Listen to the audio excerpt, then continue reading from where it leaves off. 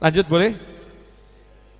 Rabbil alamin. Al-alamin kita semua tahu, segala sesuatu selain Allah itu namanya jagat raya. Alam semesta. Selain Allah, makhluk itu adalah jagat raya.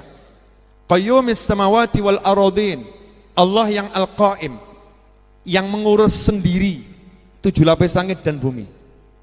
Allah enggak butuh bantuan makhluk untuk ngurus 7 lapis langit dan bumi, tapi Allah pakai makhluknya sebagai tasyrifan, memuliakan makhluknya. Itu ada makhluk-makhluk yang dipakai sama Allah Ta'ala untuk ngurus 7 lapis langit dan bumi. Di antaranya ada malaikat bagian bagi rezeki, malaikat bagian ngirim hujan. Yang ngirim siapa? Allah. Tapi dalam mengirim hujan, Allah tugaskan malaikat-malaikat tertentu. Dalam mengirim rezeki, Allah tugaskan malaikat-malaikat tertentu.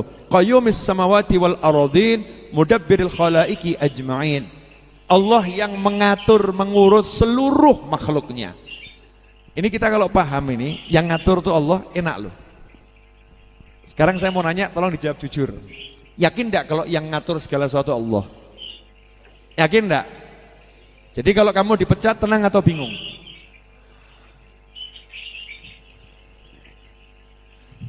Kamu sudah berjuang, kerja sebaik mungkin, usaha sebaik mungkin, syariat sudah dijalankan, zikir wirid tidak pernah ditinggalkan.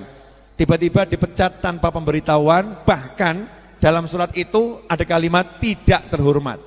Itu menyenangkan atau menyakitkan? Menyakitkan, ya, menyakitkan. Kalau kita paham yang ngatur jagat raya ini Allah Subhanahu wa Ta'ala, santai, tenang. Allah lagi ngatur sesuatu ini. Allah punya rencana buat saya. Memang saya belum tahu rencananya Allah. Saya belum tahu rencananya Allah, tapi saya yakin kalau Allah yang ngatur segala-galanya. Tugas saya prasangka baik, berarti Allah akan menjadikan saya bos. Tampaknya sudah tidak layak saya jadi karyawan. Sudah tidak layak jadi karyawan. Pulang ke rumah wajahnya tersenyum bahagia. Istri nanya, "Ada apa, Mas?" Baru dilantik sama Allah untuk jadi bos. Maksud lu maaf yang kamu pengen aku selamanya jadi karyawan atau aku jadi punya karyawan? Ya pengen sih kamu punya karyawan, tapi sadar dong Mas, model-model seperti kita ini kapan punya karyawan? Loh, kamu percaya nggak sama Allah? Oh percaya sama Allah Ta'ala, saya yakin sama Allah Ta'ala. Kata istrinya, ya udah kalau yakin tunggu saja tanggal mainnya. Ya kapan Mas? Sementara tanggal main nggak jelas, hutang jelas nih Mas. Istri ngomong macam-macam, dia nyantai. Mam, kalau nggak percaya, simak YouTube-nya Habib Novel. Allah yang mengatur segala-galanya. Iya itu mah Habib Novel. Kamu siapa? Setan bekerja, saudara-saudara. Ini yang model begini, setan bekerja, bisikin itu Habib Novel, itu Syekh Fulan, itu Kiai Fulan. Kamu mah siapa? Yang ngomong begini, setan. Tapi kamu jangan bilang istrimu, kamu setan loh. Jangan. Perang itu nanti. Kamu pahami saja, ini cara kerja setan. Yang ngatur Allah Ta'ala, yang ngasih Allah Ta'ala, yakin itu, percaya itu. Tatap dengan optimis, Allah akan angkat aku jadi bos. Buktikan pada istrimu. Dik, iya, mulai hari ini aku tak mau jadi karyawan lagi. Terus Mas, ya jadi bos. Nah, kapan kerja? Namanya bos masuk kantor terserah. Pusing istrinya, aduh, daripada aku stres ngurusin suami, silakan Mas dengan fantasimu. Awalnya dicibir ya, kemudian jam 12 siang, Dek, ya, ayo ikut kemana? Loh, udah namanya ikut pos, tenang saja. Rupanya suaminya udah mendaftar pengajian satu kota yang ada makanan di situ. Masya Allah, Dek, kena, saya mau traktir kamu. Ngapain? Dapat pahala, dapat makanan. Kalau Jumat malam, Majlis Ar-Raudhah. Oh iya, mulai didata sama dia ini ya. Kalau hari ini di sini, hari ini di sini nih. Udah, kita ngaji tiap malam, bebas kita dapat makan. Ajak anak, Masya Allah, ajak pembantu sekalian. Jadi kita bisa makan gratis, dapat ilmu, dapat roti jangan dimakan. Kenapa? Jual ke tetangga. Masya Allah, otak udah mulai otak bos ini ya, bisnis otaknya luar biasa ini. Silahkan dipraktekkan saudara-saudara. Nah ini orang kalau optimis itu nggak pusing gitu loh, nyantai hidupnya. Dia tahu Allah yang ngatur. Jadi nggak pernah berpikir buruk. Semua yang terjadi dia pikir itu baik, walaupun tampaknya buruk. Nah seringkali kita tuh nggak yakin dengan yang kita kerjakan, ya, nggak yakin dengan kita kerjakan. Kita lebih yakin yang dikerjakan orang lain. Contoh, ini yang banyak beredar di WhatsApp, ya di Instagram. Ada gambar orang gali tanah, terus menemukan berlian. Yang di sampingnya juga gali tanah. Begitu lihat yang satu dapat berlian, yang dapat berlian pergi, yang gali tanah itu pindah gali ke tempatnya temennya yang dapat berlian. Ya nggak dapat. Padahal di balik tanah yang lagi dia gali tadi, di bawahnya ada berlian. Paham maksudnya enggak? Ya, itu karena dia lihat orang lain nggak percaya sama yang sedang dia kerjakan, nggak mensyukuri posisinya, tempatnya, akhirnya lelah. Rezeki itu ada jatahnya sendiri. Tapi kamu syukuri posisimu, apapun itu pasti enak. Saya kalau mau bab ngeluh, misal harus ngeluh gitu ya, alhamdulillah nggak bisa ngeluh. Kalau harus ngeluh, ini jam segini hari Jumat harus ceramah di depan Anda semua, betul kan? Padahal tadi ngantuk loh, bener loh, ngantuk, capek, pengen tidur ya, baru rebahan sebentar, lihat CCTV. Oh hati-hati bro, CCTV di mana-mana di sini. Ya buat relawan maksudnya. Duh, udah penuh nih jamaah nih. Jamaah udah penuh, harus ngajar ini. Harus ngajar. Ini kalau bab ngeluh, ya kalau bab ngeluh, nggak bisa gerak.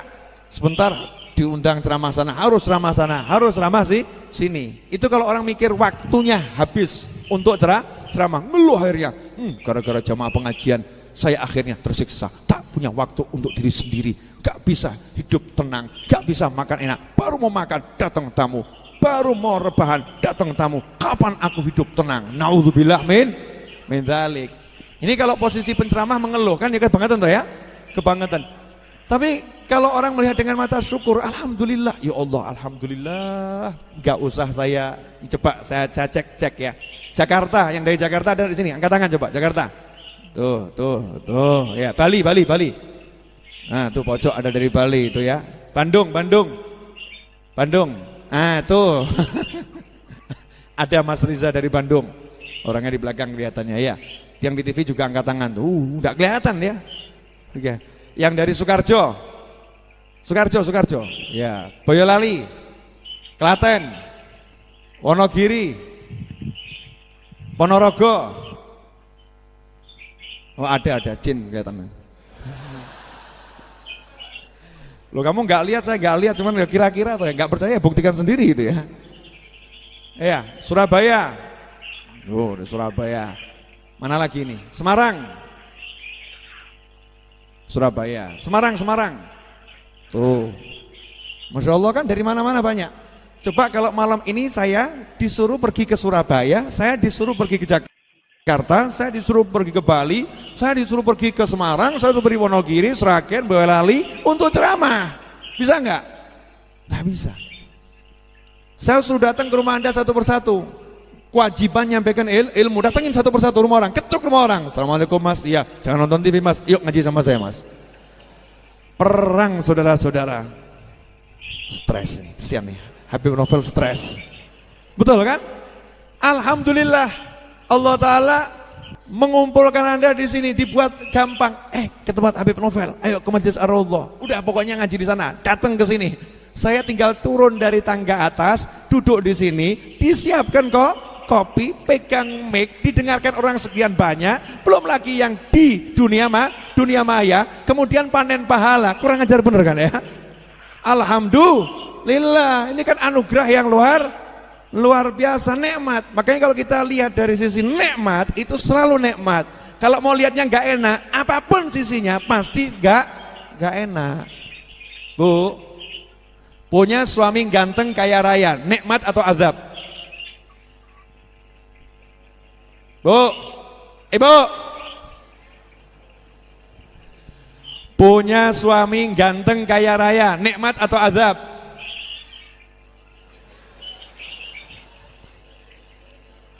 Dari sisi istri yang suka shopping, nikmat bib. Kenapa? Ditinggalin ATM dengan saldo unlimited. Keren. Sisi istri suka shopping, betul kan? Dari sisi istri pencemburu, azab Bib. Kenapa?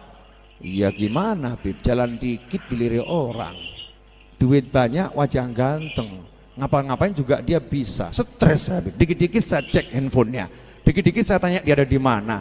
Begitu ada kudung merah ngikutin saya kejar itu Bib. Buat istri model begini nikmat atau azab?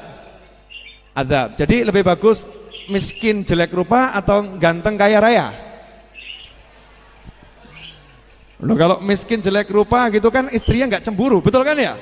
Mas siapa yang mau sama kamu? Duit gak ada, wajah gak ada, cuman saya yang mau, merasa aman, nyaman, tentram. Tapi istri modal suka shopping, azab nih punya suami seperti ini. Tempe aja nggak dapat, tahu nggak dapat, tiap hari cuman lombok diiris kasih nasi. Aduh, ya Allah, Allahumma perubahan. Istrinya doanya seperti itu. Ini setiap sisi kalau dilihat ada sisi positif, ada negatif. Lah kita mau pilih yang mana? Pilih jadi orang yang berduka, sedih, ya tersiksa, atau orang yang bahagia, ketawa, nikmat, yaitu dengan alhamdulillah. Cari sisi positifnya. Mesti bersyukur, nggak mungkin enggak. Tidak mungkin tidak. Pasti akan bersyukur pada Allah Subhanahu wa ta'ala. Dan saya orang yang sangat bersyukur sama Allah Ta'ala dikasih Anda semua, dikasih hadiah punya teman-teman yang seperti Anda. Kok yo mau datang ke sini? Ya kan? Kok mau datang ke sini? Dan Anda harusnya bersyukur juga. Kok yo mau Habib Novel duduk ngajar di sini nggak pergi ke mall? Gitu loh ya. Saling mensyukuri kan, alhamdulillah. Allah kasih kemudahan semuanya. Siapa yang ngasih? Allah Subhanahu wa ta'ala. Di situ nanti kita akan pegang peran kita. Alhamdulillah ya Allah, dikasih alat dakwah, dikasih alat ibadah, dikasih kesempatan mudah. Terima kasih ya Allah, sehingga siapapun yang datang akan dipandang dengan penuh cinta. Alhamdulillah, kirimannya Allah Ta'ala. Apalagi kalau teman-teman saya udah motret dari pos, cepret beras dari jamaah, Masya Allah. Yang ucap alhamdulillah satu teman-teman, alhamdulillah. Karak dari jamaah, teman-teman, alhamdulillah. Ini majelis Jumat malam Sabtu ini, Masya Allah, berasnya datang sendiri. Ya, semua datang sendiri. Tapi yang masak istri saya. Ya, dan kawan-kawan yang datang juga sendiri. Yang makan, ya datang sendiri juga, gitu kan. Gak perlu kita kirimkan, betul kan? Datang sendiri. Jadi ada yang masak, ada yang makan, ada yang ngirim bahannya. Alhamdulillah, nikmat apa lagi? Makanya kalau kita bisa duduk sama temen, bisa majelis, bisa ngobrol, nikmat. Alhamdulillah. Mau apa? Urip ki meh golek apa? Sampai bilang sama teman-teman, urip meh golek apa? Urip bari ki mati awakmu. Sebentar lagi kamu mati, mau cari apa lagi? Kamu bisa duduk sama pasanganmu, kamu bisa ketawa, kamu bisa sholat, bisa baca Al-Quran, bisa zikir. Udah itu nikmat. Duit itu buat apa sih? Paling buat tambah-tambahan, betul kan ya? Tambahan kan nggak penting. Duit banyak nggak punya kenikmatan begini, apa artinya? Apa artinya? Ini nikmat yang luar biasa. Alhamdulillah. Jelas semuanya? Apa? Sudah mulai praktek ini, alhamdulillah sama-sama. Alhamdulillah, Masya Allah. Jadi kalau suatu saat kamu mengalami yang gak enak, ngucapnya apa? Perlu dipraktekkan atau nggak usah? Jangan ya, jangan. Pokoknya yang enak-enak saja. Kalau kita terbiasa ngucap alhamdulillah, tidak akan pernah melihat yang gak enak. Gak akan pernah. Dipaksa sama orang untuk lihat yang gak enak, tetap jadinya enak. Itu orang yang udah kenal alhamdulillah. Walaupun dia diputar-putar sama takdir model apapun, tetap alhamdulillah. Disitulah orang yang mengucap alhamdulillah, dia dapat ridhonya Allah Subhanahu wa ta'ala. Karena ridhonya Allah tergantung ridhomu pada Allah Ta'ala. Oh iya. Gini. Boleh saya nanya? Sebelum majlis ini diakhiri, ya karena jam 10 lewat. Habib, kenapa nggak diperpanjang? Biar saya kangen sama Anda kangen sama saya. Karena kalau lama-lama aku menatap dirimu, aku akan bosan dengan engkau. Dan kalau lama-lama engkau menatap aku, engkau juga akan bosan pada aku. Biar tetap ada kerinduan dalam hati. Maka pengajian ini harus segera diakhiri. Nah, ini alasan Ustadz untuk segera mengakhiri ya, ilmu ngeles tingkat tinggi saudara-saudara. Jadi begini, kita pengen tahu enggak Allah ridho sama kita? Pengen. Nah, Nabi udah ngasih tahu SAW, kalau kamu pengen tahu Allah ridho enggak sama kamu, caranya gampang. Ini yang ngajarin Nabi Muhammad SAW ya. Kamu kalau pengen tahu Allah ridho sama kamu atau Allah enggak ridho sama kamu, caranya gampang. Caranya kamu ridho enggak dengan takdirnya Allah Ta'ala.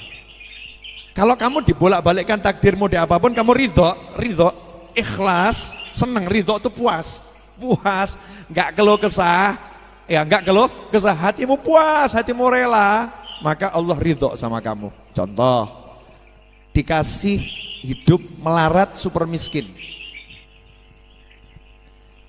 Kalau ridho, ikhlas, ya puas, maka ibadahmu hanya yang wajib saja, Allah juga ridho sama kamu.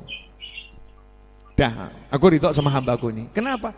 Oh, saya kasih model apapun dia tetap senang sama saya kok. Ya saya juga senang sama dia, gitu loh. Enak toh? Tapi kalau kita nggak ridho, walaupun kita sholat model apapun, tapi kita nggak ridho sama takdirnya Allah Ta'ala, maka Allah juga nggak butuh sama ibadah kita. Oh, dia saya begitukan aja marah kok. Baru saya begitukan aja dia udah nggak enak hati. Dia seperti itu sama saya, terus saya suruh ngasih nilai sholatnya, udah ambil, kembalikan ke dia, nggak butuh sholatnya. Kenapa? Saya kasih begitu marah. Masya Allah, marahnya sama siapa? Sama keadaan, bukan saudara-saudara. Keadaan siapa yang ngasih?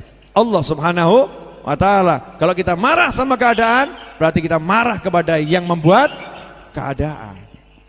Nah, ridho ini memang gampang-gampang susah, harus dibiasakan. Nanti kalau udah biasa, maka bisa. Biasa, maka bisa. Bisa itu karena terbiasa. Maka biasakan bisa agar bisa biasa. Paham? Enggak tahu. Oh, saya cuma ngucap kok ya. Jelas semuanya? Kok kelihatan enggak ridho, kenapa ini? Ya, jamnya jam 10 lewat. Saya pengen majelis ini dikangenin sama saya dan dikangenin Anda semua. Setuju?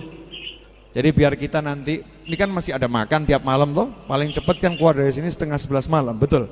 Paling cepat itu. Nah, belum nyampe rumah nanti jam berapa? Saya pengen nanti Anda kalau ngajak orang hadir ke sini, orangnya itu seneng. Majelisnya jam 8 mulai dari urutan baca yasinnya, sholawatnya. Jam 10 udah selesai, kemudian makan ya. Oh asik gitu enak. Saya mau datang lagi. Ternyata ngajak orang semakin banyak. Terakhir janjikan, selesai majelis ada makan. Ternyata dia nggak dapat. Mana katanya majelis ada makan.